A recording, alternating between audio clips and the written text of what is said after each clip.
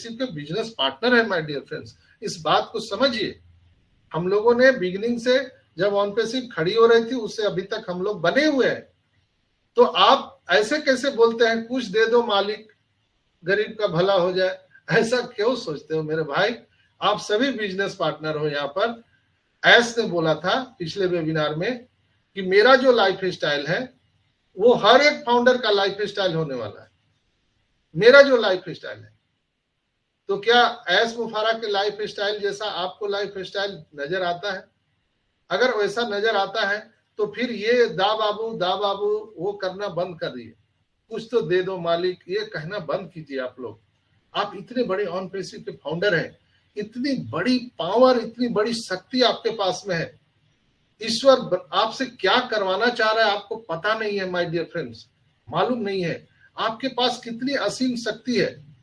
वैसे ही बात हो गई ना कि आपको राष्ट्रपति बना दिया जाए, अमेरिका का राष्ट्रपति बना दिया जाए, और आप गली मोहल्ले में जाकर बातें करें कि क्या ये गोलगप्पे मैं खा सकता हूँ, क्या ये समोसा मैं खा सकता हूँ। अरे भाई, तू पूरे कायनात का मालिक है, तू कुछ भी कर सकता है।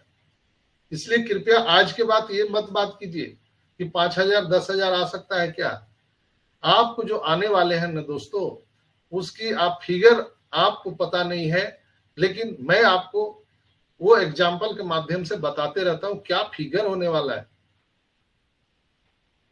वो फिगर आप देख करके कंफ्यूज हो जाएंगे कि ऐसा भी हो सकता है, मैंने तो सोचा भी नहीं था। तो चीजें बड़ी हो रही है। ऐसने बोला था कि आप दिन गिन रहे हो, हम आपकी वैल्यू बढ़ा रहे हैं। ये डेट का कोई मतलब नहीं है यहाँ पर, लेकिन हम आपकी वैल्यू को बना रहे हैं। आपका वैल्यू बढ़ेगा। जैसे आप ही के क्लास में आपका क्लासमेट एक पढ़ता है, वो चपरासी बन जाता है, उसकी सैलरी 5,000 10,000 महीने की होती है। आपने उसी के साथ में पढ़ा है, आप एक doctor, engineer, architect, IAS IPS आप बनते हैं, तो आपकी सैलरी क्या होती है? चूंकि आपने अपने वैल्यू को बढ़ाया, तो वैल्यू बढ़ेगा तो पैसा बढ़ेगा। इसी तरह एस ने हम सभी 14,27,000 लोगों के वैल्यू को बढ़ाया। इसलिए आज हम लोगों को, हम उस स्तर पर अपने आप को देख सकते हैं जो एस ने कहा है कि जो मेरी लाइफ स्टाइल है वो हर लोगों का मैं लाइफ स्टाइल कर सकता हूं, और तभी मुझे सुकून होगा, तभी मुझे खुशी होगा। इसलिए दा बाबू करने वाला काम कर दीजिए कि 5,000 दे दो बाबू, 10,000 दे दो बाबू, कुछ तो दे दे बाबा, अल्लाह के नाम पे दे दे बाबा। ये ऐसा करना बंद कीजिए। ये दुख होता है मिस्टर एस को कि मैं, जैसे ईश्वर अल्लाह वाहेगुरु गॉड हमको और आपको एक मनुष्य बना के भेजे हैं, इंसान बना के भेजे हैं, और हम लोग यहाँ पर शैतान हो गए, कोई उग्रवादी हो गया, कोई चोर हो गया, कोई डकैत हो गया। तो ईश्वर अल्लाह को भी सोचना पड़ता है, अरे भाई मैं तो इंसान बना के भेजा था, ये तो शैतान हो गए।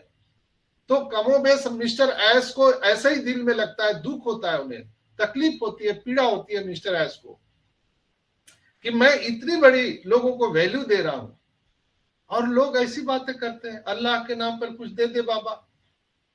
मैं आपको मालिक बनाना चाहता हूं, मैं पूरे कायनात के आपको मालिक बनाना चाहता हूं, पूरे ब्रह्मांड की शक्तियां आपको देना चाहता हूं, और आप वहीं पे सोच पे पड़े हुए हैं। इसलिए कृपया अपने सोच को बदलिए, नजर को बदलिए, नजारा बदल जाएगा दोस्तों। The evolution of AR and VR technology अभी आपको ये ब्लॉग सेक्शन में मिलेगा। जब आप लैंडिंग पेज पर जाएंगे ऑनपेसिव के, जो 24 तारीख को 12 PM पे पोस्ट किया गया है, 12 PM पे, आप ब्लॉग सेक्शन में जाके देखेंगे the evolution of AR and VR। दोस्तों, मैं आपको बता दूं कि सारी चीजें यहां पर दी रहती है, भले आप ना देखें। AR और VR जो टेक्नोलॉजी है उसका भविष्य उज्जवल दिखता है। प्रारंभिक अगर स्टेरियोस्कोप प्रयोग से लेकर आधुनिक सिरे और अनुप्रयोग तक, ये जो टेक्नोलॉजी है उनकी प्रारंभिक अवस्था से ही एक लंबा सफर तय शुरू हो जाता है। हालांकि चुनौतियां बहुत है टेक्नोलॉजी में, लेकिन जो इंडस्ट्री है उसको बदलने और जो कस्टमर है उनके अनुभव को बढ़ाने के लिए उनकी क्षमता बहुत बड़ी है। जैसे जैसे AR और VR आगे बढ़ेंगे वे हमारे एक दूसरे के साथ बातचीत करने के तरीके को बदल देंगे। अंततः वर्तमान जो टेक्नोलॉजी है वो अपने शुरुआती प्रयोग की तरह हम सबको एक आश्चर्यचकित करने वाली है। अगर हम इसके कुछ पॉइंट पर बात करें तो अगर हम पहला पॉइंट बात करते हैं ई कॉमर्स का, तो AR और VR का ई कॉमर्स पर क्या योगदान होगा।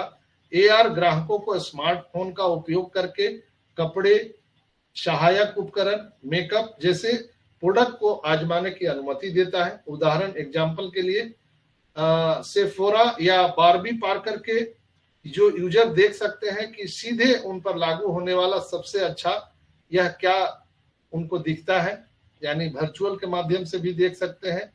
जो प्रोडक्ट विजुअलाइजेशन हम कर सकते हैं, विजुअलाइज जैसे हम लोग अमेज़न, फ्लिपकार्ट पर जो देखते हैं विजुअलाइज करते हैं तो वहां पिक्चर में या वीडियो में देख सकते हैं, लेकिन उसको इकाई अपने ग्राहकों को खरीदने से पहले यह कल्पना करने में मदद करने के लिए AR का प्रयोग कर रहा है।